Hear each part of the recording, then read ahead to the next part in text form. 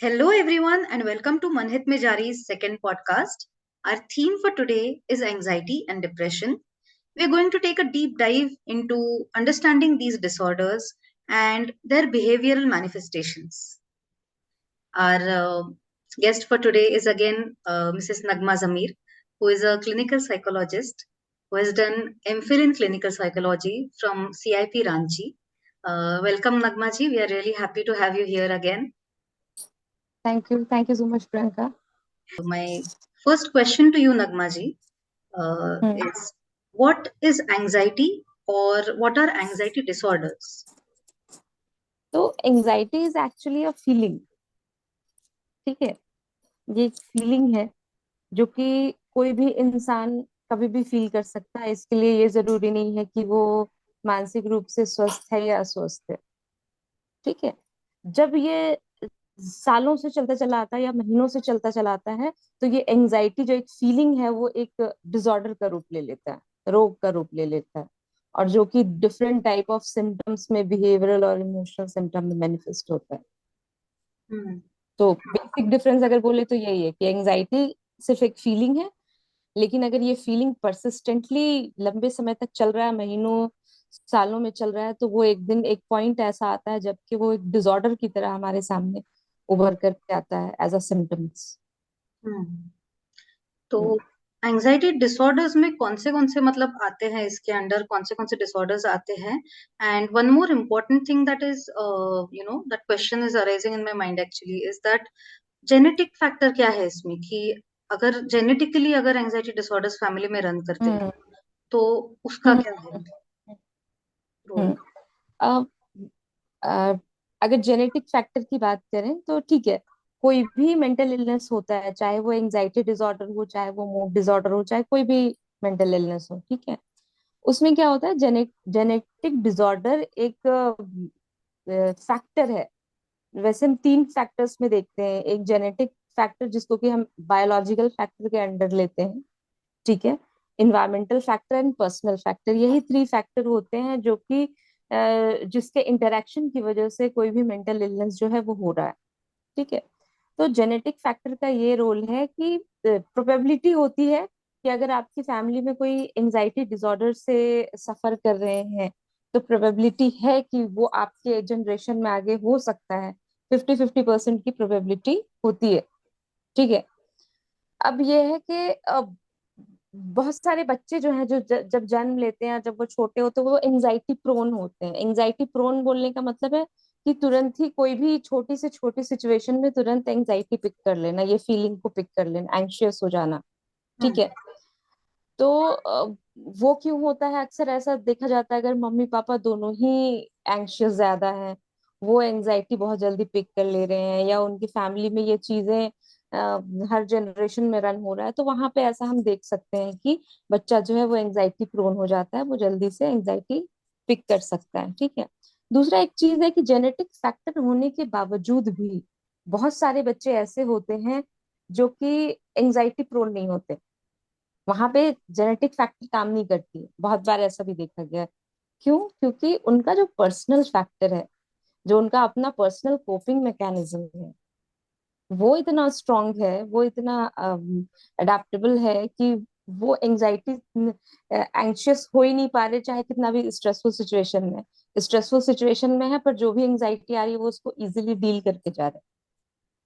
ठीक है, तो ये पर्सनल फैक्टर पे भी डिपेंड करता है, एनवायरमेंटल फैक्टर पे भी डिपेंड करता है. मान लीजिए कि ठीक है, हमारे जनरेशन में बहुत सारे लोग हैं जो एंजाइटी डिसऑर्डर से मतलब क्लिनिकली डायग्नोस्ड है एंजाइटी डिसऑर्डर के. ठीक है, लेकिन अगर हमारा एनवायरमेंटल फैक्टर अच्छा है, सपोर्टिव है, और हमारे पर्सनल फैक्टर भी स्ट्रांग है, कोपिंग मैकेनिज्म जो है वो अच्छा है, हमारा रेजिलियंस हमारा अच्छा है, तो इस स्थिति में हमें एंजाइटी डिसऑर्डर नहीं हो, इस बात की संभावना बढ़ जाती है. हम्म. ठीक है. राइट. हम्म. Getting it. और वो मतलब कौन से आते हैं रफली, अगर आप बता पाए तो एंजाइटी हाँ डिसऑर्डर हाँ, बिल्कुल. कौन से आते हैं? हाँ, बिल्कुल. एंजाइटी डिसऑर्डर जो है ये आपका neurotic and stress related disorder के अंडर, इस हेडिंग के अंडर एंजाइटी डिसऑर्डर आता है. ठीक है, तो इसमें बहुत सारे डिसऑर्डर हैं, जैसे पैनिक अटैक्स हो गए, फोबिया हो गए, डिफरेंट टाइप ऑफ फोबिया, जैसे एगोराफोबिया है, सोशल फोबिया है, ठीक है, स्टेज फोबिया है। बहुत सारे फोबियाज हैं अलग अलग, पर्टिकुलर चीज को लेकर के फोबिया। क्लस्ट्रोफोबिया है, ठीक है, बंद जगह से घुटन होती है। एगोराफोबिया में खुले जगह में जाने से डर लगता है, क्योंकि उनको ऐसे, क्योंकि खुले जगह में क्राउड ज्यादा होता है तो वहां पर उन उसको जाने में डर लगता है उनको, ठीक है। तो सोशल फोबिया में सोशल सिचुएशन में जाने में डर लगता है, क्योंकि उन्हें ऐसा लगता है कि लोग क्रिटिसाइज करेंगे, ठीक है, क्रिटिसिज्म का डर होता है। तो ये सारे फोबियाज हो गए आपके। फिर ओसीडी भी एंजाइटी में ही आता है, एंजाइटी डिसऑर्डर में ही आता है। फिर जनरलाइज्ड एंजाइटी डिसऑर्डर है, हम्म, ठीक है। तो ये बहुत सारे डिसऑर्डर हैं। फिर adjustment disorder, stress related adjustment disorder भी आते हैं, ठीक।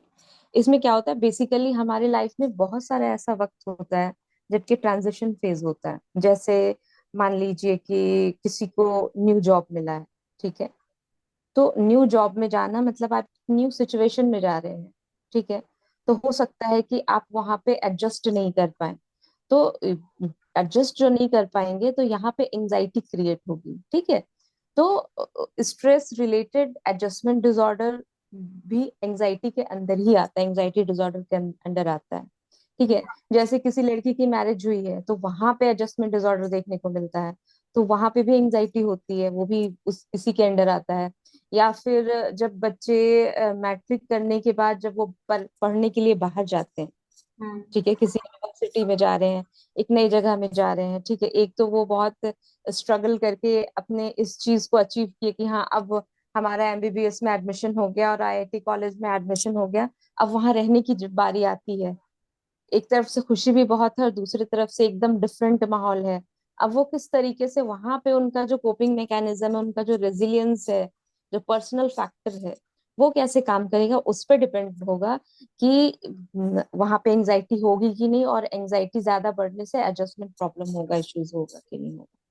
या एडजस्ट नहीं कर पा रहे हैं तो एंजाइटी हो रही है, या हम सिचुएशन को पहले ही एप्रीहेंसिव एक थॉट होता है एंजाइटी में, बेसिकली यही होता है कि हम एक एप्रीहेंसिव थॉट को लेकर के चलते हैं कि शायद ऐसा होगा, शायद वैसा होगा, शायद ये नहीं होगा, शायद वो नहीं होगा, ठीक है, शायद हमारे साथ बुरा हो जाएगा, शायद लोग हमें समझ नहीं पाएंगे, ठीक है। तो एप्रीहेंसिव थॉट अगर बहुत ज्यादा हो रहा है किसी भी न्यू सिचुएशन में तो वहां पे एडजस्टमेंट में प्रॉब्लम होने लगती है। और फिर ये एक साइकिल चलने लगता है, हम्म, एंजाइटी और फिर एप्रीहेंसिव थॉट और एडजस्ट और जो प्रॉब्लम्स हैं उसके सारे सारे का एक साइकिल स्टार्ट हो जाता है। तो ये सब एंजाइटी डिसऑर्डर के। हाँ, एक और डिसऑर्डर है कन्वर्जन डिसऑर्डर, आपने सुना भी होगा हम्म, शायद, है ना।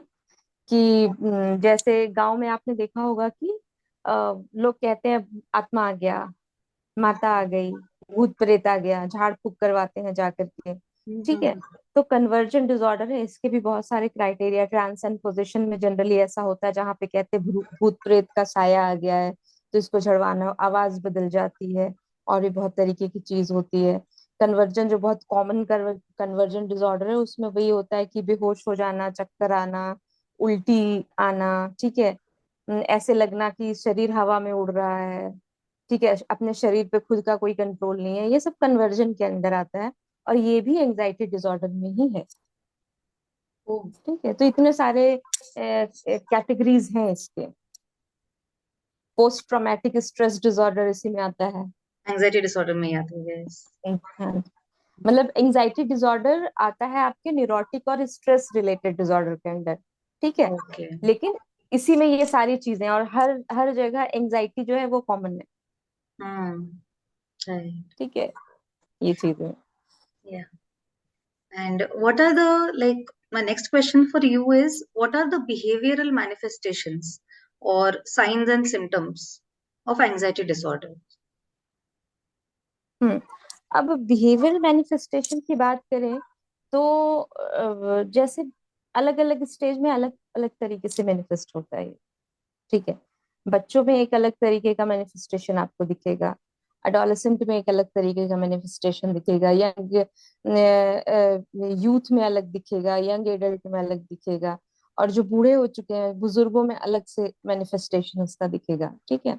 तो बच्चों में जनरली आपको जो दिखेगा वो होगा परसिस्टेंट इरिटेबिलिटी, हर एक बात पे चिड़चिड़ा होना, ठीक है, और बात नहीं मानना पेरेंट का, ये बहुत ही कॉमन सी चीज है।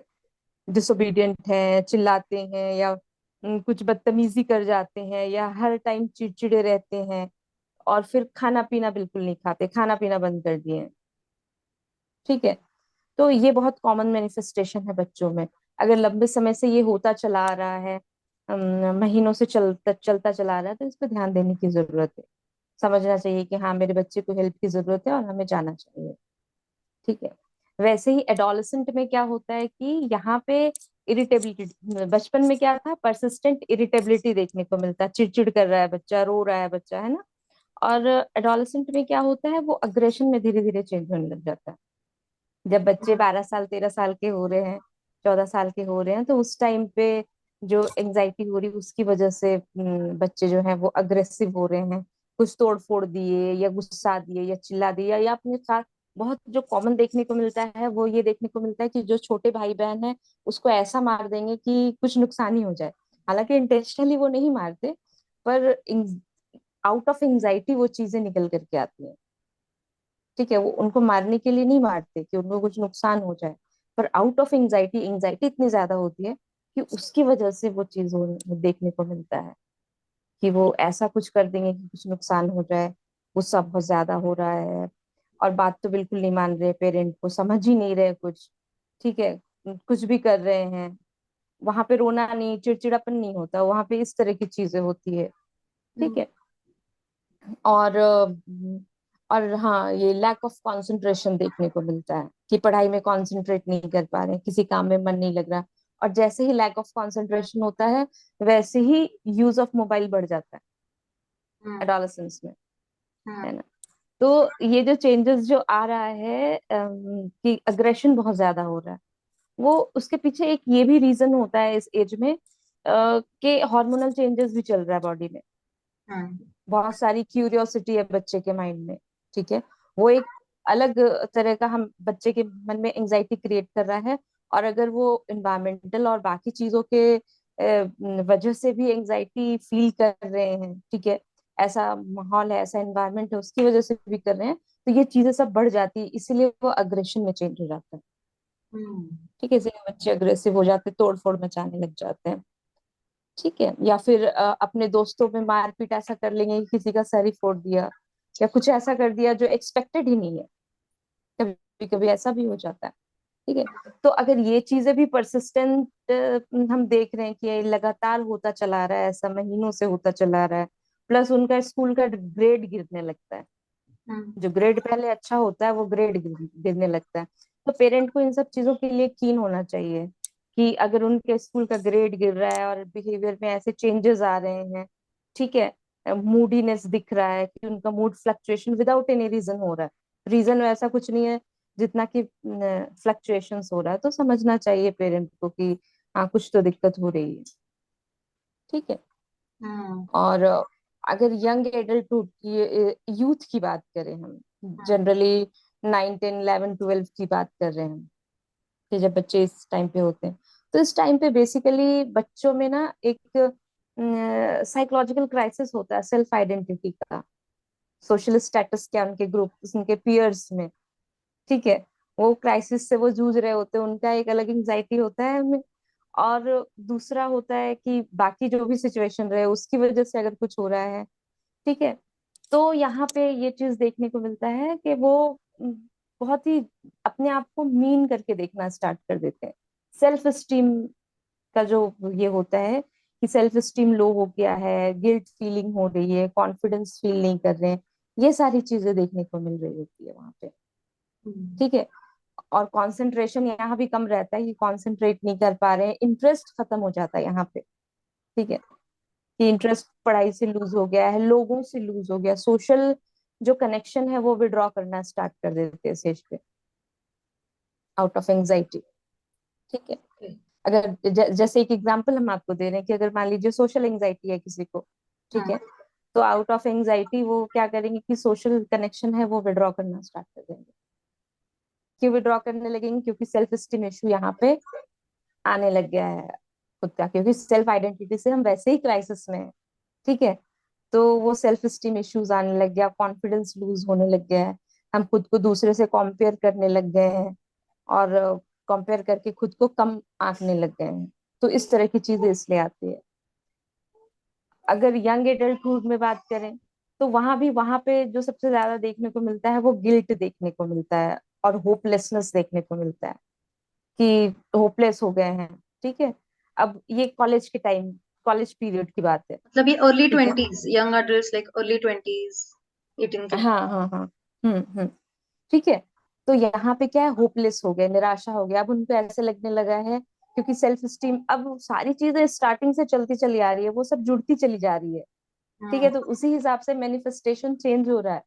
हम्म ठीक है, क्योंकि इसके पहले क्या था, सेल्फ स्टीम इशू अराइज होना स्टार्ट हुआ था, कॉन्फिडेंस लूज होना स्टार्ट हुआ था। तो हम्म अब क्या है कि अब होपलेस हो चुके हैं, अब हमने मान लिया है कि हम तो कुछ कर ही नहीं सकते, हमसे तो कुछ हो ही नहीं पाएगा, हमने यहाँ भी टाइम बर्बाद किया, हमने वहां भी टाइम बर्बाद किया। और इसी टाइम पे ये बहुत क्रिटिकल पीरियड होता है यूथ में, कि वहाँ रिलेशनशिप इश्यूज बहुत होते हैं बच्चों के साथ, तो उसको बहुत ज्यादा वो अपने पर्सनल लाइफ से जोड़ना स्टार्ट कर देते हैं, कि हम तो इसमें अचीव ही नहीं कर पाए, तो आगे हम क्या ही करेंगे।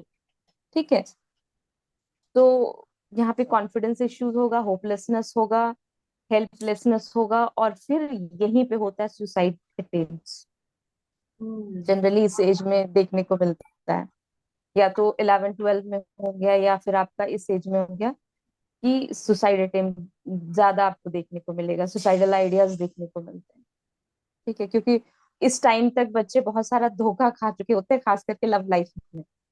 हम्म। ठीक है, और वो लव लाइफ को सीधा सीधा अपने पर्सनल, अपने करियर लाइफ से कनेक्ट कर देते हैं, कि हम यहाँ पे अचीव नहीं कर पाए तो हम यहाँ भी नहीं कर पाएंगे, हम में कुछ काबिलियत ही नहीं है।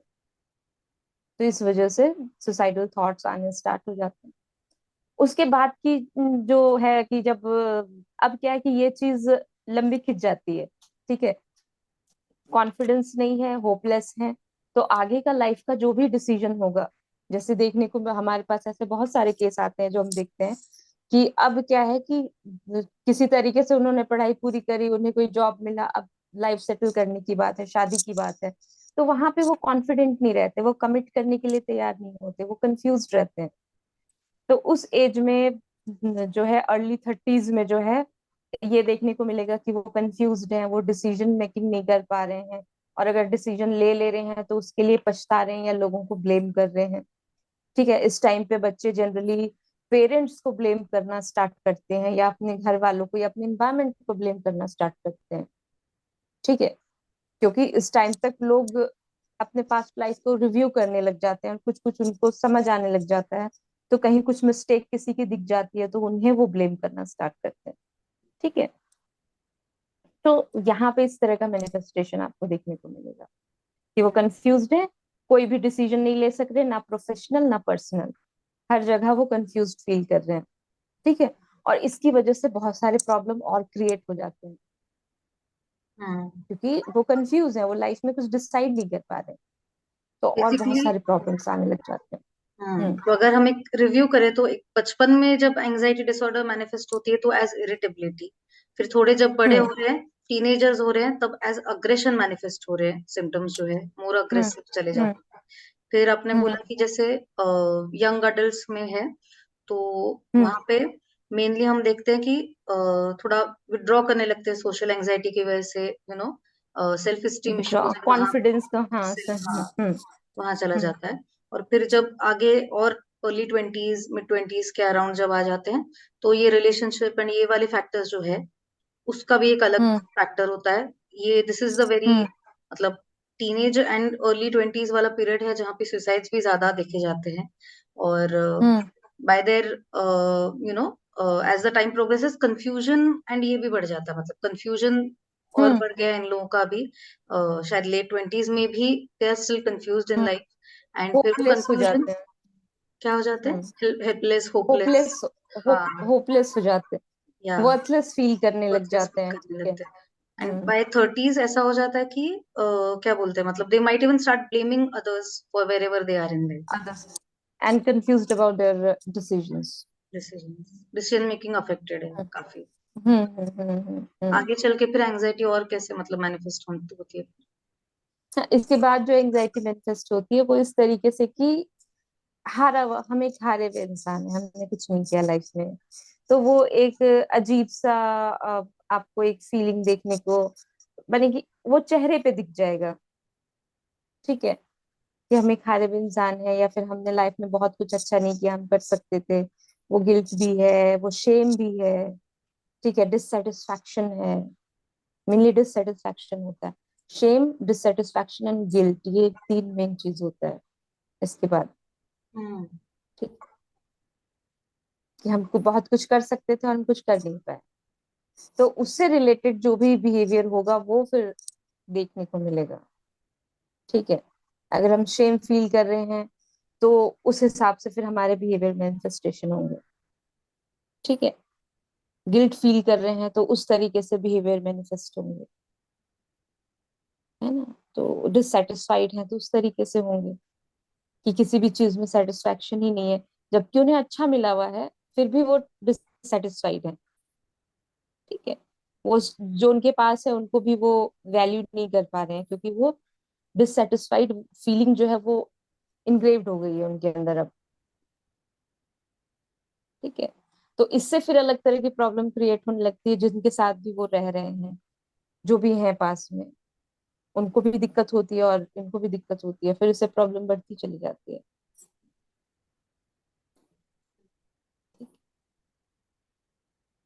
हम्म, I think like after a point, it like I can really see how it could lead to depression, like how anxiety could lead to depression. तो मेरा next question actually वही है कि what is depression or what are depressive disorders?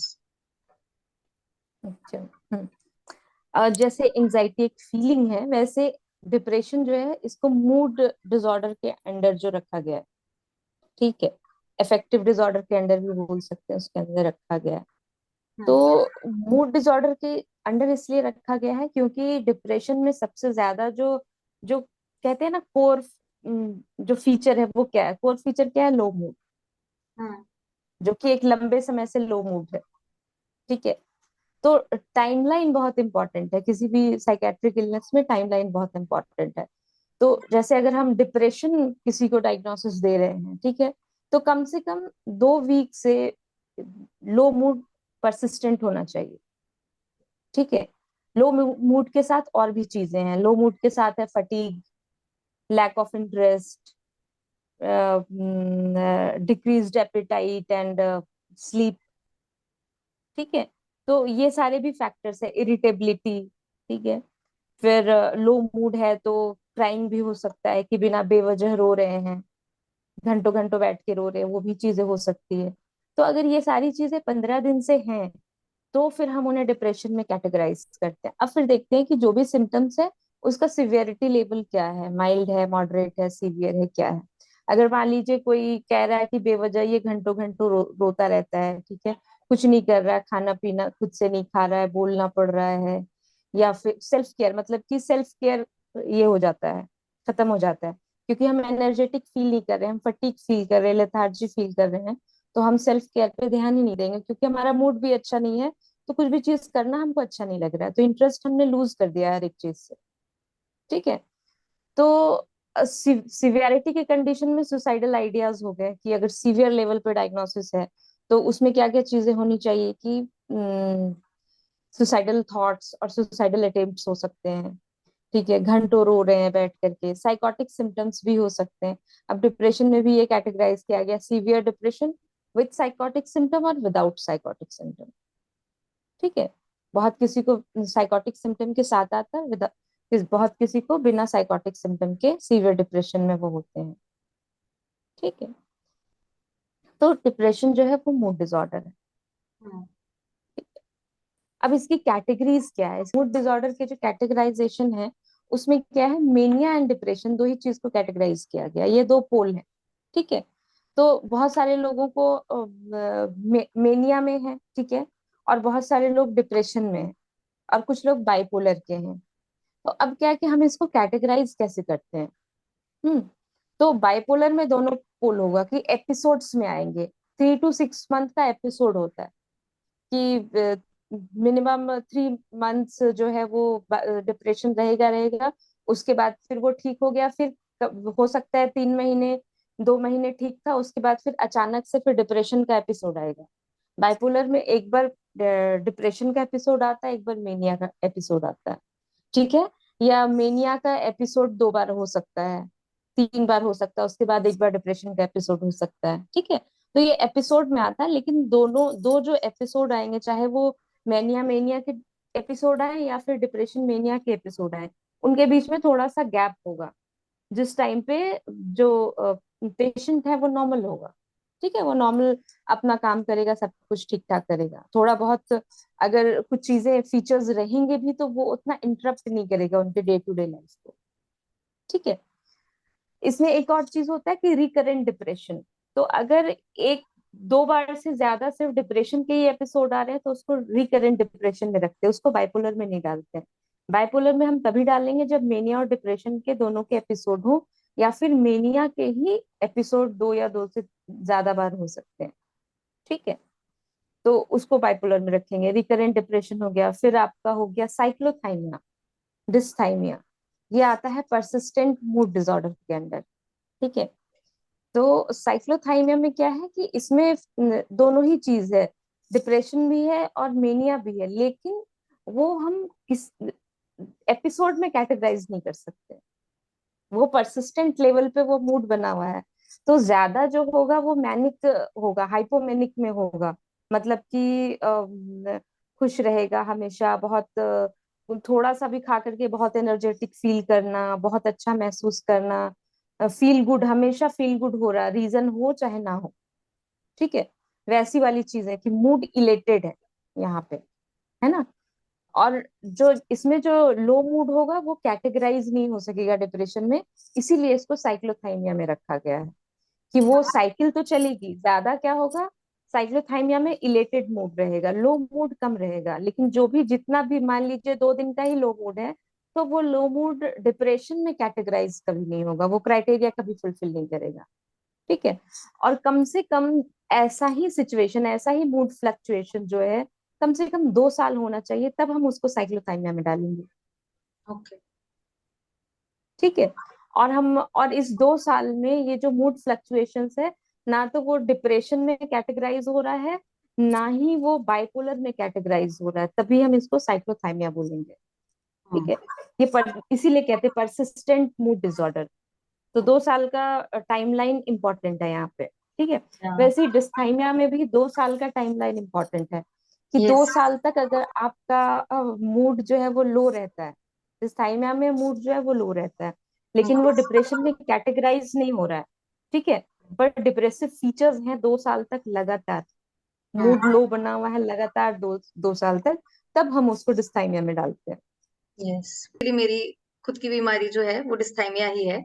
और हम्म काफी सालों से, मतलब it is very chronic, and बहुत सालों के बाद ये एक्चुअली डायग्नोज हो पाया, परसिस्टेंट हम्म डिप्रेसिव डिसऑर्डर। यूजुअली डिस्थाइमिया का नाम सुना ही नहीं है किसी ने, मैंने भी नहीं सुना था। लेकिन हम्म ये हम्म हम्म मतलब ये बहुत सालों तक इग्नोर होते रहा, समझा ही नहीं कि ये सिम्टम्स है या they need treatment. And I hmm am talking अभी बीच में, क्योंकि मुझे ना जब मेजर डिप्रेशन तक चली गई ना बात, तब मेरी डायग्नोसिस हुई। तब तक ये ऐसे ही हम्म हम्म बोलते हैं ना, बिकॉज वो milder form of hmm, depression है, तो उसको ट्रीटमेंट मिलना टाइम पे ठीक है। इतना इम्पोर्टेंट है। बट वो नहीं हम्म मिलता, हम्म तो हम्म वो वर्स होते जाता है, वर्स होते जाता है, और फिर finally usually dysthymia gets diagnosed as major depression जब वो बहुत हाथ से बाहर हम्म बात चली गई है। तो मेजर हम्म हम्म डिप्रेशन हम्म के हम्म बारे में भी अगर आप बता पाए तो। हम्म। हाँ, तो मेजर डिप्रेशन में वही है कि अब जो डिस्थाइमिया जो है कि वो डिप्रेशन में कैटेगराइज नहीं हो रहा, ये माइल्डर फॉर्म में है, लेकिन 2 साल तक उसने कवर कर दिया, फिर हम इसको डिस्थाइमिया में डाल दिए। लेकिन ये चीज चल रहा है, और उसके बाद फिर डिप्रेसिव सिम्टम्स जो है वो बढ़ने लगे। ठीक है। जरूरी नहीं है कि सारे डिप्रेसिव सिम्टम्स बढ़ेंगे, कुछ एक डिप्रेसिव सिम्टम्स भी बढ़ सकते हैं, सपोज कि लो मूड या फिर इरिटेबिलिटी। ठीक है। तो वो बहुत ज्यादा बढ़ गया है। अब क्या है कि वो खुद से कंट्रोल नहीं कर पा रहे हैं। ठीक है। रोना आ रहा है, बहुत बार रो रहे हैं, बैठ करके रो रहे हैं, लेकिन समझ नहीं आ रहा क्यों रो रहे हैं। ठीक है। तो वो बेसिकली वही है कि वो 2 साल से लंबा खिंच गया, फिर वो मेजर डिप्रेशन में चला गया, और उसका जो मैनिफेस्टेशन है, उसकी इंटेंसिटी बढ़ गई है। बिहेवियरल मैनिफेस्टेशन जो है उसकी इंटेंसिटी बढ़ गई है, कि नींद नहीं आ रही, अब तो नींद बिल्कुल ही नहीं आती है, भूख से तो इंटरेस्ट ही खत्म हो गया, फिर भी हम अपनी लाइफ चला रहे हैं किसी तरीके से।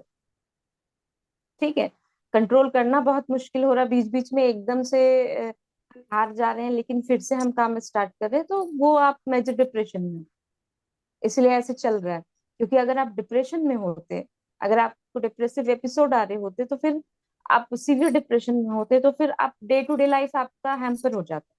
ठीक है, यहाँ क्या है, day to day life hamper नहीं हो रहा है, डिस्थाइमिया में भी day to day life hamper नहीं हो रहा, वो चल रहा है, घसीट घसीट के चल रहे हैं, ये कह सकते हैं, रेंग रेंग के चल रहे हैं, वो चीजें हो जाती हैं, पर चल रहा होता है। और कभी कभी फिर एकदम से लगता है कि बिल्कुल सब कुछ खत्म हो गया और फिर अब कुछ नहीं हो पाएगा, लेकिन फिर से हिम्मत जुटा पाते हैं। ठीक है, तो ये सारी चीजें हैं इसमें।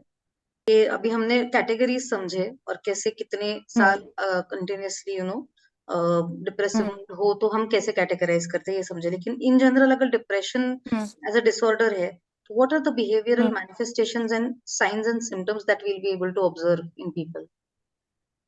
हाँ, तो जैसे अभी एक चीज बहुत ध्यान रखने वाली और समझने वाली है, कि जो भी मेंटल इलनेस है, ठीक है, तो उसमें जो सिम्टम्स होते हैं वो ओवरलैपिंग होते हैं, इसीलिए बहुत बार लोग डायग्नोसिस करने में कंफ्यूज हो जाते हैं।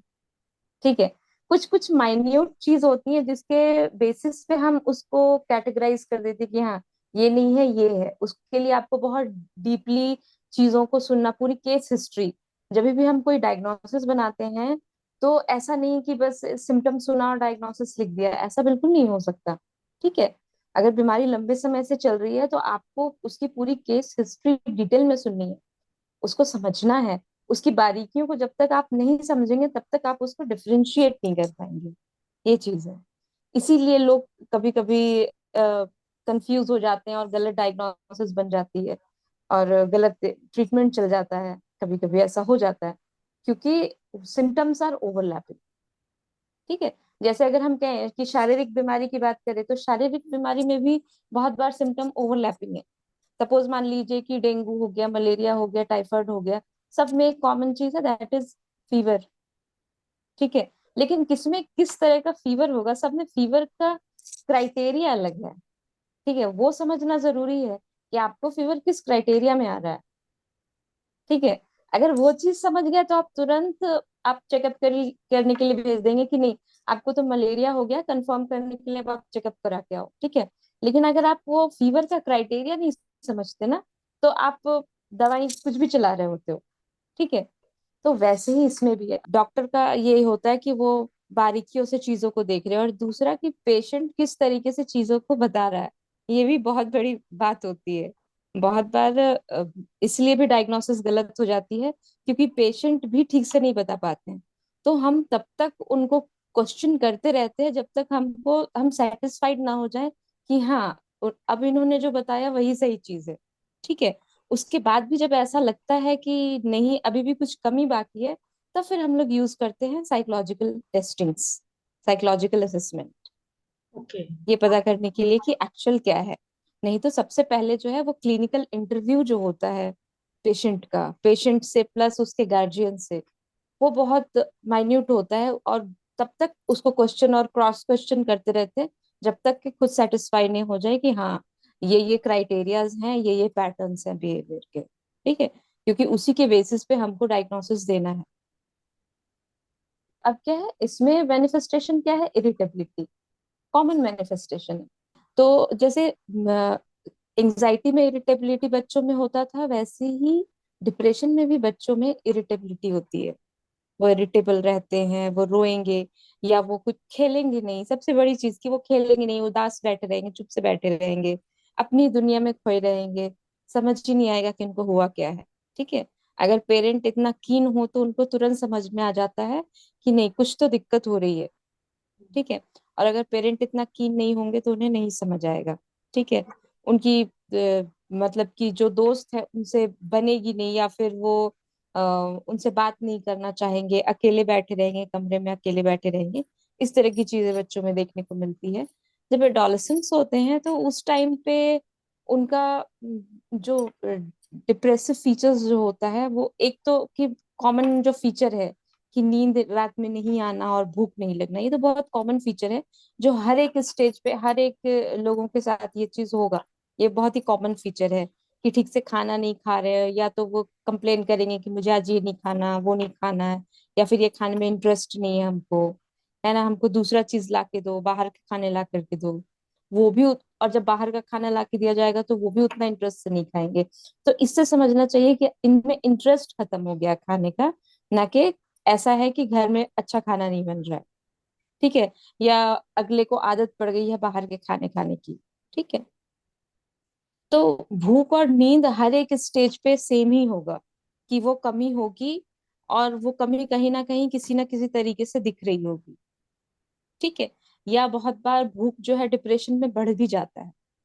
ठीक है, बहुत ज्यादा खाएंगे कि अभी खाए फिर मांगे, तो बहुत बार पेरेंट जो है, खास करके बच्चों में ये होता है कि उनकी भूख बढ़ जाती है और पेरेंट गुस्सा करते हैं कि ये इतना क्यों खा रहे हैं। कभी वो इस बात को सोचकर इग्नोर कर देते हैं कि बढ़ने का उम्र है इसलिए बच्चे खा रहे हैं। ठीक है, तो हमको वो देखना है कि पैटर्न क्या है उनके खाने का, कैसे वो खा रहे हैं चीजों को। ठीक है, कि ठीक है अब ये कितने दिन से ऐसा हो रहा है, वो भी एक चीज है कि कितने दिन से ऐसा हो रहा है। एक नॉर्मल हर स्टेज में, ठीक है, बच्चे खाना खाते हैं, बढ़ने का समय है, ज्यादा खाना खाते हैं, पर उसका भी पैटर्न डिफरेंट होता है। तो इतना कीन होना होता है पेरेंट को कि वो इस चीज को समझ जाए। जनरली यही सारी छोटी छोटी चीज होती है जो पेरेंट मिस कर देते हैं, जिसकी वजह से दिक्कत ज्यादा बढ़ जाती है, तब उन्हें नजर आता है या देख पाते हैं वो। ठीक है, एडोलेसेंट में क्या होगा कि वो गलत संगत में पड़ जाएंगे अगर वो डिप्रेशन में है तो, और घर में उनको कोई इमोशनल सपोर्ट नहीं मिल रहा है या लोग समझ नहीं पा रहे हैं, तो हो सकता है वो बाहर की तरफ जाएं अपने इमोशनल सपोर्ट के लिए। क्योंकि डिप्रेशन में जो भी लोग होते हैं उनको इमोशनल सपोर्ट की जरूरत होती है। एंजाइटी में क्या है कि हम एंजाइटी में हैं लेकिन हमें पता ही नहीं है कि हमें सपोर्ट की जरूरत है या क्या, हम खुद ही कंफ्यूज हैं अपनी फीलिंग्स और इमोशंस में। हम्म। एंजाइटी में नहीं समझ में आता कि हमें एक्सटर्नल सपोर्ट की जरूरत है, लेकिन डिप्रेशन में जो भी लोग होते हैं, क्योंकि ये सीधा सीधा मूड से कनेक्टेड है। ठीक है, मूड अच्छा है तो अच्छा है, खराब है तो खराब है, और अगर हमारा मूड खराब है तो हम हमेशा उसको एलिवेट करने की कोशिश करेंगे। फिर वो हम कोई भी तरीका यूज कर सकते हैं, एंटरटेनमेंट यूज कर सकते हैं, हम दूसरे का सपोर्ट, मतलब एक्सटर्नल सपोर्ट, बेसिकली एंटरटेनमेंट भी एक एक्सटर्नल सपोर्ट है। ठीक है, तो डिप्रेशन में बच्चे जो हैं, खास करके एडोलेसेंट, वो एक्सटर्नल सपोर्ट के लिए घर से बाहर जाते हैं, या अपने घर में कोई ऐसा है तो उसके पास जाते हैं। ठीक है, तो उस चीज को समझना चाहिए। फिर इसी एज में एडोलेसेंस में ही जो है बच्चे जो है डिफरेंट टाइप के क्वेश्चंस भी पूछते हैं। अगर वो डिप्रेशन में है तो वो अलग अलग तरीके के क्वेश्चन पूछते हैं, उनके अंदर बहुत सारी क्वेश्चंस चल रही होती है जो वो खुद सॉल्व नहीं कर पा रहे होते हैं, और जिसकी वजह से वो कहीं ना कहीं, जिस वजह से डिप्रेसिव फील कर रहे हैं वो, ठीक है, तो उसको एक्सप्लोर करने की कोशिश कर रहे होते हैं। तो ऐसे में क्या होता है ना, पेरेंट्स बोलते हैं अरे ये बहुत सवाल पूछता है, बड़ा बदतमीज हो गया, कभी भी कुछ भी पूछ देता है। ठीक है, या तो उसको जवाब प्रॉपर नहीं देते हैं या उसे टाल देते हैं। ठीक है, तो अगर बच्चे क्वेरी कर रहे हो तो कभी उनको टालना नहीं चाहिए। आप उनको आंसर कीजिए और समझने की कोशिश कीजिए कि ये क्वेरी आ कहाँ से रही है। ठीक है, किस कंटेक्स्ट के, किस रेफरेंस पे ये क्वेरीज हो रही है, किस तरह की क्वेरीज है, पहले तो नेचर ऑफ क्वेरीज क्या है और वो ऐसा क्यों कर रहा है, उसको जानने और समझने की कोशिश करनी चाहिए पेरेंट को। और आजकल के टाइम पे ये बहुत कॉमन सी चीज है कि बच्चे की क्वेरी जो है वो फुलफिल नहीं हो पाती है। वो इसलिए क्योंकि पेरेंट के पास टाइम नहीं है, या तो सिंगल पेरेंट है, ठीक है, न्यूक्लियर फैमिली है, वहां माँ अपने काम में उलझी है, फादर अपने काम में उलझे हैं, बच्चा अकेला पड़ गया है। ठीक है, या तो दोनों माँ मम्मी पापा दोनों जॉब में है, बच्चा अकेला पड़ गया है। ठीक है, तो ये सबसे बड़ी समस्या है कि क्वेरीज नहीं सॉल्व कर सकते, तो बहुत बार क्वेरीज सॉल्व नहीं होने की वजह से डिप्रेशन में चले जाते हैं। क्यों, एडोलेसेंस में क्या, एडोलेसेंस में क्वेरीज क्वेरीज क्यों होती है वो हम बता रहे हैं। उसका बहुत ही छोटा सा रीजन है, क्योंकि इस टाइम पे हार्मोनल चेंजेस हो रहा है। डिफरेंट टाइप के का बॉडी में चेंजेस हो रहा है, और मूड भी फ्लक्चुएशंस हो रहे हैं वहां पे। ठीक है, बहुत सारी नई नई बातें सीख रहे हैं बच्चे। ठीक है, सेक्स से रिलेटेड बात हो, चाहे किसी भी चीज से रिलेटेड बात हो, दूसरे के जरिए सीख रहे हैं, स्कूल में जान रहे हैं, तो उनके मन में बहुत सारे क्वेश्चंस आ रहे हैं। ठीक है, फिर इसी टाइम पे different type of sexual habit develop कर लेते हैं बच्चे। ठीक है, जैसे बहुत सारे बच्चे एडोलेसेंस एज में, 8 9 10 के बच्चे, 7 के बच्चे जो हैं, उन्हें मस्टरबेशन की आदत लग जाती है। और ऐसे केसेस हमारे पास बहुत आए हैं कि उन्हें मस्टरबेशन की आदत लग गई है। उसके बाद अ, चूंकि हमारा सोसाइटी इसको एक टैबू की तरह देख रहा है, बच्चे समाज में भी वही चीज देख रहे हैं, घर पे भी वही चीज देख रहे हैं, इस पे बातें नहीं की जा रही हैं, तो इससे क्या हो रहा है, उनके मन में एक गिल्ट फीलिंग डेवलप कर रही है, और उसकी वजह से वो डिप्रेशन पे चले जा रहे हैं। ठीक है, और यहाँ पे उनके मन में बहुत सारी क्वेरीज जाग रही है कि ठीक है, ये तो हमको नेचुरल हो रहा है, हमारा मन हो रहा है और हम ऐसे कर रहे हैं, तो ये सही है गलत है, इसको पूछने के लिए वो कहाँ जाएंगे? या तो वो बाहर जाएंगे, या वो दूसरे लोगों से पूछेंगे। हो सकता है उन्हें गलत इन्फॉर्मेशन मिले, या हो सकता है कि उन्हें जो इन्फॉर्मेशन मिल रही है वो उनको सेटिस्फाई नहीं कर पा रही है, जिसकी वजह से वो गिल्ट में चले जा रहे हैं। ठीक है, तो इस टाइम पे ये एडोलेसेंस पीरियड जो होता है बच्चों का, बहुत ही क्रिटिकल पीरियड होता है। तो इस सेल्फ इमेज इश्यूज यहाँ पे क्रिएट होते हैं जनरली। ठीक है, तो इस पीरियड पे पेरेंट को इस बात का ध्यान रखना है कि ठीक है, आप 24 घंटे बिजी हैं, लेकिन उसमें से 1 घंटा कम से कम अपने बच्चे के लिए निकाले, जहाँ की वो बात कर सके उनसे, उनका जो भी मन का हाल है। ठीक है, जब आप डेली बेसिस पे बात करेंगे तो कभी ना कभी चीजें निकल कर आएंगी। आपको बच्चों को वो प्लेटफॉर्म प्रोवाइड करना है ताकि वो खुलकर आपके सामने आ सके, बाहर ना जाए। जब बाहर जाते हैं तो गलत संगत में पढ़ने का हो सकता है कि ठीक है, स्ट्रेस भी हो रहा है कि हम मस्टरबेशन कर रहे हैं और क्वेरी भी सॉल्व नहीं हो रही है, उससे स्ट्रेस हो रहा है। आउट ऑफ स्ट्रेस क्या कर रहे हैं, स्मोकिंग करने लग रहे हैं। तो एक तो मस्टरबेशन का गिल्ट, दूसरा स्मोकिंग का गिल्ट कि हम मम्मी पापा से छुपा के स्मोकिंग भी कर रहे हैं। ठीक है, तो बहुत सारे रीजन इस तरह के छोटे छोटे हो जाते हैं, जबकि बच्चे डिप्रेशन में चले जाते हैं। बहुत बार इन सारी चीजों, इसकी वजह से उनका जो ग्रेड है वो गिरने लग जाता है। एंजाइटी में भी ग्रेड गिर रहा है, इसमें भी ग्रेड गिर रहा है। ठीक है, तो ये सारी चीजें होती है यूथ में।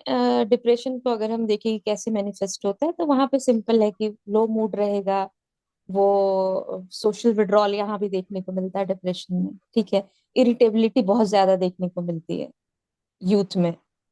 ठीक है, अग्रेशन, अगर डिप्रेशन में है तो इरिटेबिलिटी हर स्टेज पे देखने को मिलती है। अर्ली 30s में या फिर अर्ली 20s में आपको जो है वो वहां पे अग्रेशन देखने को मिले, नहीं तो एडोलेसेंट में, यूथ में और बच्चों में इरिटेबिलिटी आपको दिखेगी डिप्रेसिव, अगर वो डिप्रेशन में है तो। छोटी छोटी बातों में चिड़चिड़ा होना, सोशल विड्रॉल दिखेगा। ठीक है, अलग अलग तरीके का सोशल विड्रॉल दिखेगा। ठीक है, छोटे बच्चे जैसे बोलेंगे कि नहीं, हमें तो कोई पसंद ही नहीं आता है, हम तो किसी को दोस्त ही नहीं बनाते, या कोई हमको नहीं पसंद करता है। ठीक है, इस तरह की बातें होती है। एडोलेसेंट जो होते हैं वो, उनकी लड़ाई झगड़ा या बुली वाली कंप्लेन होती है। ठीक है, या फिर वो कंपेयर वाला कंप्लेन होता है कि वो हमसे अच्छा है या हम उससे अच्छे हैं तो इसलिए ऐसे हो रहा है। ठीक है, इस तरह की चीजें होती है। तो वहां पे इस वजह से मेरा सोशल कांटेक्ट अच्छा नहीं है। ठीक, यूथ में क्या है कि वहां यहाँ पे होता है कि मेरे दोस्त, हम जिसको भरोसा किए वो हम हमारे साथ धोखा किए, इस तरह का चीज देखने को मिल जाता है इसमें। ठीक है, सोशल विड्रॉल इस ग्राउंड पे हो जाता है कि अब क्या बात करें, अब तो बात करने के लिए कुछ बचा ही नहीं है लोगों से। ठीक है, और हम जिन दोस्तों पे बहुत भरोसा किए वो तो हमें धोखा देके चले गए, क्योंकि अर्ली 20s तक बहुत सारी ऐसी चीजें हो जाती है जिसकी वजह से बच्चे ऐसा महसूस करने लगते, तो वो ये एक सामने चीज रख करके कि लोग, दोस्त हमें समझ नहीं रहे हैं या वो हमें चीट कर रहे हैं, इस वजह से हम उनसे अलग हो रहे हैं। जबकि वो उस वजह से अलग नहीं हो रहे, वो इंटरेस्ट लूज कर रहे हैं लोगों से। ठीक है, उनका सोशल विड्रॉल हो रहा है। हम्म।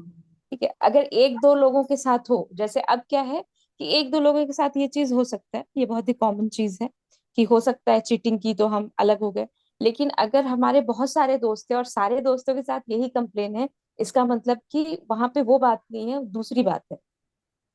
वो चीज समझना है। यस। ठीक है, हम्म, पैटर्न की तरह और उस अगर वो हो रहा है, पैटर्न हम्म की तरह बन रहा है, हम्म तो then hmm it needs to be addressed. Hmm हाँ, उसके बाद आपका अर्ली 30s में जो है वहां पे डायरेक्ट सोशल विड्रॉल दिखेगा कि ठीक है, हमको बात ही नहीं करना किसी से, हमको मनी नहीं है बात करने का, हम नहीं बात करना चाहते, हम अकेले रहना चाहते हैं, हमको अकेला सुकून मिलता है। ठीक है, इस तरह का सोशल विड्रॉल दिखेगा, अग्रेशन दिखेगा यहाँ पर आपको। ठीक है, स्लीप प्रॉब्लम दिखेगा, और स्लीप प्रॉब्लम के साथ आपको स्क्रीन टाइम हाई हो जाएगा, वो सारी चीजें दिखेगी। फिर क्राइंग हो गया कि रो रहे हैं या गिल्ट फील कर रहे हैं, ये सब चीजें दिखेंगी इस टाइम पे। ठीक है, और फिर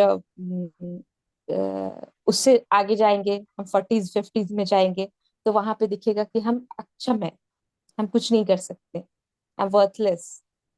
ठीक है, हमने ये भी नहीं किया, हमने वो भी, यहाँ पे डिससेटिस्फैक्शन दिखता है, क्योंकि ये एक स्टेज ऐसा है जहाँ पे हम अपने लाइफ की मीनिंग ढूंढ रहे होते हैं। ठीक है, तो जो सबसे बड़ा पॉइंट होता है वो होता है डिससेटिस्फैक्शन, कि हम डिससेटिस्फाइड हैं। फिर हम यहाँ पे किसको ब्लेम करते हैं, अपनी किस्मत को कोसना स्टार्ट करते हैं, खुद को ब्लेम करना स्टार्ट करते हैं। यहाँ पे सेल्फ स्टीम बहुत जबरदस्त डाउन दिखेगा। ठीक है, कि अब कुछ नहीं हो सकता, अब सब खत्म हो चुका है। ठीक है, और हमारा किस्मत ही ऐसा, हम शायद यही डिजर्व करते, इस तरह की चीजें निकल करके आएंगी, मेरे साथ कुछ अच्छा नहीं हो सकता। ठीक है, और स्लिप प्रॉब्लम तो है ही है, कि फिर यहाँ पे स्लिप प्रॉब्लम आपको दिखेगा ही, कि नींद आ ही नहीं रही है बिल्कुल भी, बहुत कोशिश कर रहे हैं पर नींद नहीं आ रही है हमको। ठीक है। और डिप्रेशन में मुझे पर्सनली जो एक्सपीरियंस हुआ था, तो मेरी नींद बहुत हम्म। ज्यादा बढ़ गई थी। मतलब मुझे कांस्टेंट, हाँ मुझे तो हाँ, ये मैं भी शट डाउन हो ये जाती भी थी होता है। क्लासरूम में, एग्जाम्स लिखते हम्म वक्त मैं शट डाउन हो जाती थी लिटरली। और हम्म मेरा वेट उस वजह से भी बढ़ रहा था कि मैं बहुत ज्यादा हम्म सो रही हूँ, बहुत ज्यादा नींद आ रही है, 12 12 घंटे तक नींद आ रही है। एंड वो हम्म बहुत अबनॉर्मल हो गए थे स्लीप पैटर्न्स एंड। हाँ, तो इसमें ये भी है कि डिप्रेशन में या तो नींद बढ़ जाएगी या घट जाएगी। तो बढ़ता बहुत कम लोगों का है, ज्यादातर नींद खत्म हो जाती है, उड़ जाती है। ठीक है, जिन लोगों का बढ़ जाता है नींद, उनमें अग्रेशन की संभावना कम हो जाती है, उनमें अग्रेशन नहीं होगा। ठीक है, और जिनमें नींद कम हो जाती है, रात रात भर नहीं सो रहे हैं, 1 महीने से नहीं सो रहे हैं, उनमें अग्रेशन आपको देखने को मिलेगा ही मिलेगा। ठीक है, तो ऐसा होता है, तो नींद घट जाती है, बढ़ जाती है, वेट कम हो जाता है और बढ़ जाता है, ये भी होता है कि वेट कम हो गया या वेट बढ़ गया। जैसे कि हमने कहा कि एडोलेसेंस में सेल्फ इमेज इश्यूज स्टार्ट हो जाता है। ठीक है, वो भी एक कारण होता है डिप्रेशन का। तो वहां पर वो चीजें होती है कि आपने सुना होगा कि लोग खाना कम खाने लग जाते हैं अपने फिगर को मेंटेन करने के लिए, या डाइट पे चले जाते हैं, एकदम एक्सट्रीम डाइट पे चले जाते हैं फिगर मेंटेन करने के लिए, वो सारी चीजें भी होती है, वो भी देखने को मिलता है। तो वो आउट ऑफ डिप्रेशन भी हो सकता है, आउट ऑफ एंजाइटी तो कम होता है, आउट ऑफ डिप्रेशन होता है। ठीक है। Okay, I think a wide range of symptoms that we क्योंकि just, हाँ, we take it as a, wide range. हाँ, हम्म हमें ये नहीं लगता कि ये सिम्टोमेटिक है या ये साइंस हो सकते हैं एंजाइटी या डिप्रेशन के। एंड पेरेंट्स को हम्म कितना अवेयर होना चाहिए during this time, I hmm think. आपने बहुत सारी हम्म ऐसी चीजों की बात की जो बहुत जरूरी है और जो हमारी सोसाइटी में एक टैबू है, हमारी सोसाइटी में इतनी, बिकॉज बात की ही नहीं जाती इन टॉपिक के बारे में। और उसका क्या इम्पैक्ट हो हम्म सकता है, psychological impact on children, actually बहुत, मतलब हम्म this is a very hmm important thing that Nagmaji shared with us. Hmm So, and thank you for that, because parents need to be so aware about, hmm is it hmm just a behavior or is it a sign and symptom of something. So, I think our audience will get that when they watch this. Yes. आप कुछ बोल रहे थे, add, you और हाँ, were हम adding something. हाँ, yes, I am adding something. हम ये कह रहे थे कि अब क्या है, चाहे एंजाइटी हो, चाहे डिप्रेशन हो, चाहे कोई भी मेंटल इलनेस हो, ठीक है, जब एक सिम्टम आता है, कोई भी सिम्टम्स से पेशेंट फेस कर रहा है, चाहे वो बच्चा हो, चाहे वो एडोलेसेंट हो, चाहे कोई भी हो, ठीक है, तो उससे बाकी लोगों को दिखे ना दिखे, उसको पर्सनली फील होता है कि हमारे अंदर कुछ तो Off. Something is ऐसा है off. जो कि ऑफ है, हाँ, समथिंग इज ऑफ। ठीक है, तो अब एक सिम्टम से जब वो स्ट्रगल कर रहे होते हैं ना, तो उसको कॉम्पेंसेट करने के लिए दूसरी चीजें उनमें आ जाती है। ठीक है।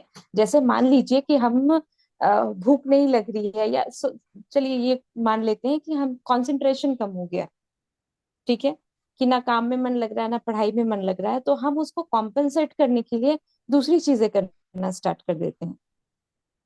ठीक है, जैसे या तो स्क्रीन टाइम बढ़ गया है मेरा, या फिर हम अकेले बैठे हैं अपनी दुनिया में खोए हैं, या हम ज्यादा बैठ के सोच रहे हैं, या फिर हम अपने जो हमारे जो फिजिकल सिम्टम्स जो और आ रहे हैं, ठीक है, जैसे मान लीजिए सर में दर्द है, या फिर कहीं बॉडी में कोई पेन है, ठीक है, तो हम उस पे ज्यादा फोकस करने लगते हैं, उसके बारे में सोचने लगते हैं, और उसको हम सर्च करने लगते हैं, खास करके यूथ और एडोलेसेंट्स जो होते हैं, खास हम्म। करके यूथ लोग जो होते हैं, अपने हम्म। बॉडी सिम्टम्स को लेकर के गूगल में सर्च करना स्टार्ट कर देते हैं। तो अब क्या होता है कि वहां से एंजाइटी लेवल और बढ़ रही है, और दिक्कतें इंक्रीज कर रही है। तो वो सारी चीजें देखने को मिल जाती है। This is very important actually, because when we search for symptoms and हमें क्या हो रहा है, हम यूजुअली जब रीड करने लग जाते हैं तो we don't even hmm. Realise, but actually बहुत नेगेटिविटी बढ़ जाती है। एंड बहुत बार हम्म। तो गूगल पे मैंने देखा है हर चीज का वो लोग यू हैव कैंसर ही बता देते हैं। बहुत मीम्स भी मैंने पढ़े इस बारे में। So that is a very wrong approach. And yes, we need to hmm. Warn our audience about this, कि हम गूगल पे जाके हम हम्म। नहीं रिसर्च करके सिम्टम्स पता कर सकते। वी नीड टू बिल्कुल। गो टू a बिल्कुल। psychologist, we need hmm. to go to a doctor, and hmm. they hmm. have been trained for years to understand कि हमें exactly क्या हो रहा है। ये हम्म। सिर्फ वो हमें बता सकते हैं। And it's very important that हम हम्म। गूगल करके किसी कंक्लूजन पे हम्म। ना आए। एंड या थैंक यू फॉर नहीं, ब्रिंगिंग दिस बिल्कुल। अप। या हाँ, मेरे बहुत सारे ऐसे पेशेंट आते हैं जो बोलते हैं हमने गूगल पे सर्च किया, हमको तो लग रहा है मुझे ये बीमारी है। तो उनको समझाते हैं कि देखिए, ऐसा है कि ओवरलैपिंग है सिम्टम्स। तो सिम्टम्स हर एक, इस बीमारी का भी सिम्टम ये दिया, इस बीमारी का भी ये सिम्टम दिया। अब आप कैसे डिसाइड करेंगे कि आपको कौन सी बीमारी है? ठीक है, उसके लिए पैटर्न जानना जरूरी है। जो कि जो स्पेशलाइज्ड है इसमें, उन्हीं को पता है कि पैटर्न क्या होता है, और किस तरीके से हमको चीजें देखनी चाहिए, पहले क्या स्टार्ट हुआ था, फिर क्या स्टार्ट हुआ। हम लोग जब केस हिस्ट्री लेते हैं, तो हम लोग स्टार्ट करते, सबसे पहला सिम्टम जो आपने खुद में नोटिस किया वो क्या था, जो आपको लगा कि ऑफ है कुछ, तो सबसे पहला क्या चीज था, ठीक है। और उसके बाद क्या सिम्टम आए, वो कितने दिन से आए, उसका पैटर्न क्या है, वो किस तरीके से हो रहा है। और जो सबसे पहला सिम्टम आया, उसके पहले कोई इंसिडेंट हुआ था क्या, उससे भी बहुत आइडियाज लग जाता है कि उसके पहले कोई इंसिडेंट हुआ था। तो बहुत बार जब इस तरीके से क्वेश्चन करते करते स्टार्ट होता है प्रेजेंट से, और उसको क्वेश्चन करते करते हम लोग एकदम बैक में चले जाते हैं, ठीक है, पास्ट लाइफ में घुस जाते जा करके, और फिर पता चलता है एंड में कि हाँ, ये चीजें हुई थी और यहाँ से चीजें स्टार्ट हुई है। तो इसका ये पैटर्न है, तो हम इस तरीके से इसको देख सकते हैं चीजों को। राइट। एंड आई थिंक ये मेरा last question is about how society looks at these things. तो हमने एंजाइटी के बेसिकली कैसे एकदम बेसिक लेवल पे क्या सिम्टम्स, साइंस एंड सिम्टम्स देखते हैं, दिखे जाते हैं।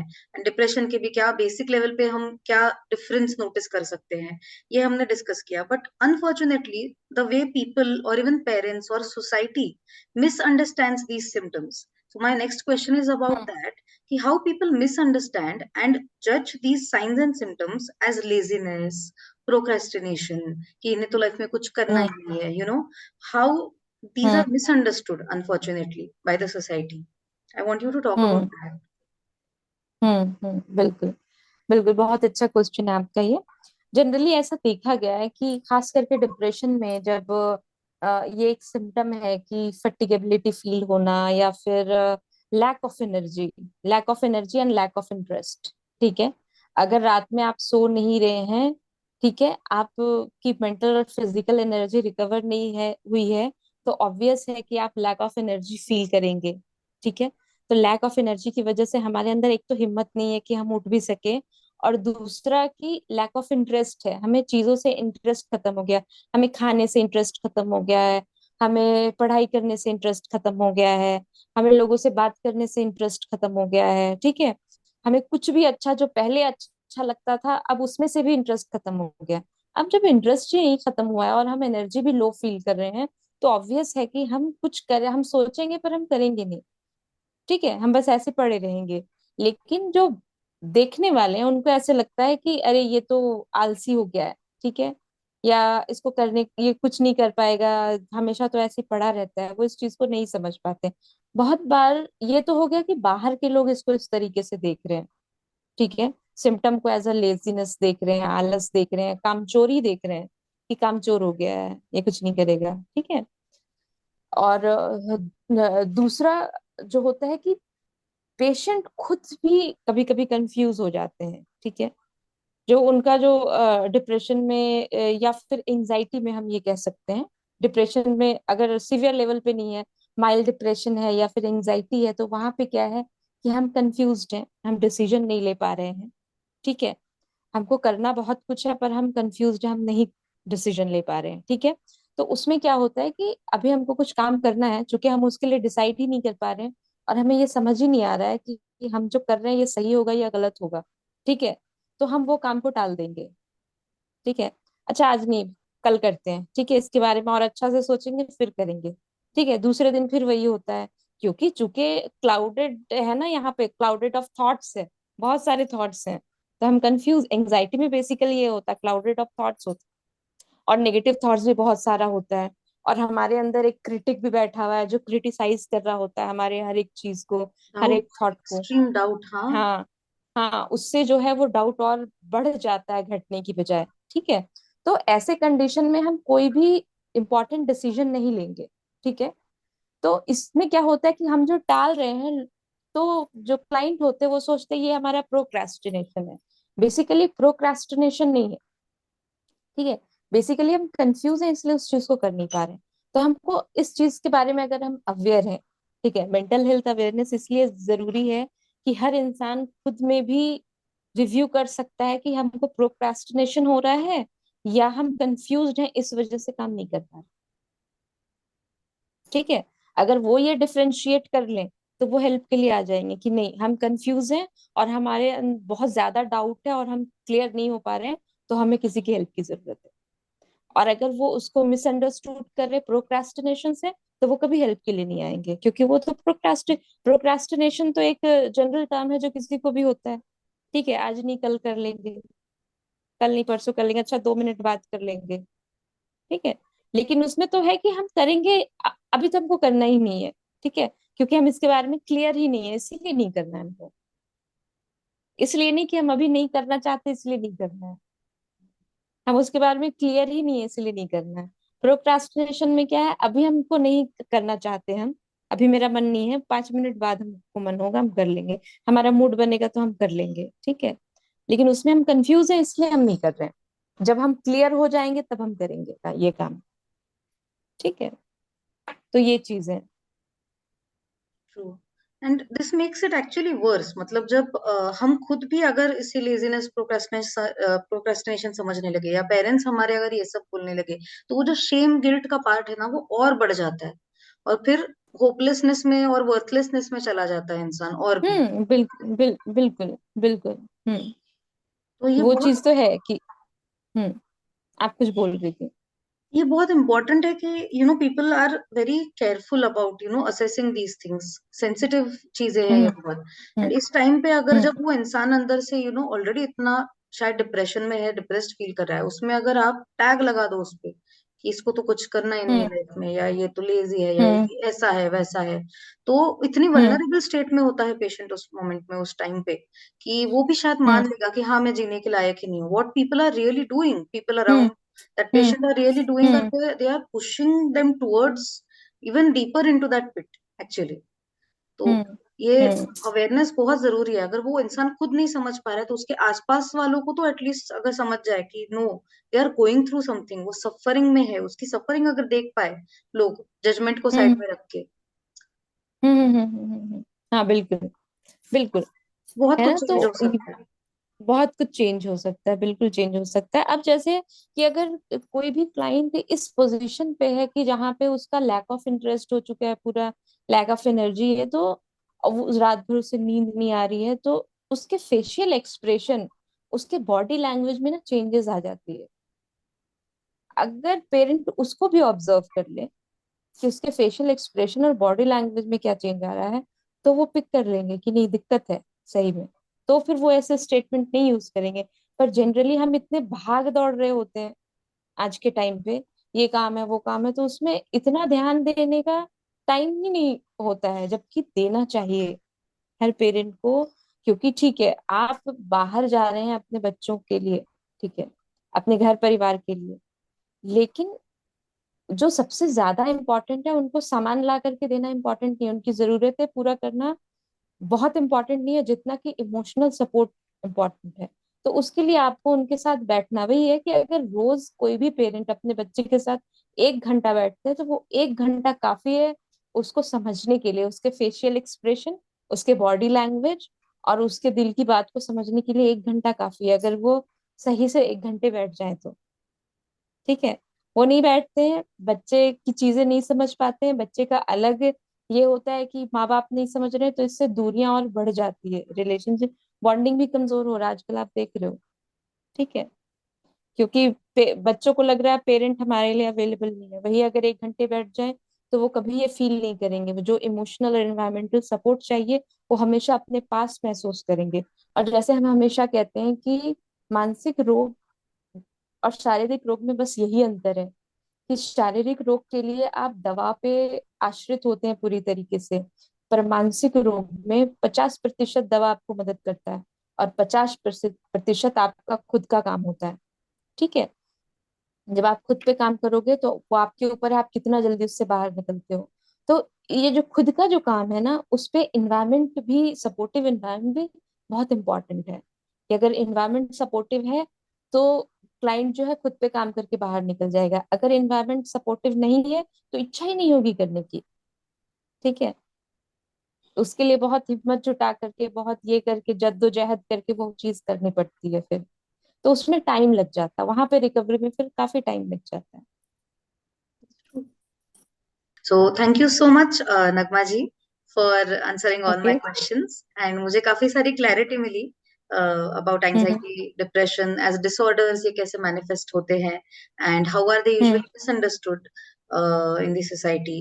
And even the I think what we got today was also beyond my questions कि parents को किस awareness से, कितने keenness से बच्चों को ऑब्जर्व करना चाहिए, हम्म किन टॉपिक्स के बारे में उनके साथ कन्वर्सेशंस करने चाहिए। तो I loved hmm having these hmm. Conversations with you, and I am thank you. Pretty sure कि लोगों को भी काफी कुछ इंसाइट्स मिले होंगे आज। थैंक यू सो बिल्कुल। मच। एंड इसका जो thank part you to Priyanka. है, थैंक यू। एंड हम्म इसका जो पार्ट टू है, उसमें हम कोमॉर्बिडिटी ऑफ या को existence of anxiety and depression के बारे में बात करने वाले हैं। So stay tuned, hmm. and that will be our next podcast. So thank you so much, Nagmaji. Thank you. Thank you for watching this podcast. I hope it helped you in some way. It gave you some insights and awareness about these issues.